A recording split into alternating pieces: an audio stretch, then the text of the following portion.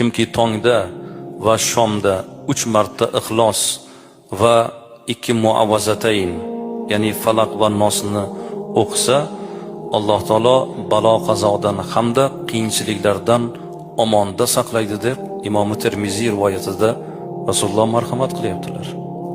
Imom Qurtubiy aytadilar: kim uyga kirishida Ixlos surasini o'qisa, kambag'allik bo'lmaydi u xonadonda degan ekanlar. Ixlos surasi o'qilgan xonadonda kambag'allik bo'lmaydi dedilar. Ibn Najjor aytadilar: kim safarga chiqish oldidan 11 karra Ixlos surasini o'qisa, Alloh u safardan qaytib kelguniga qadar uning uyini muhofaza qiladi deb bu zot marhamat qiladilar. Yotadigan mahal, ya'ni uyqusidan oldin Fotiha va Ixlos surasini o'qigan odam o'limdan boshqa hamma ziyondan omonda bo'ladi deb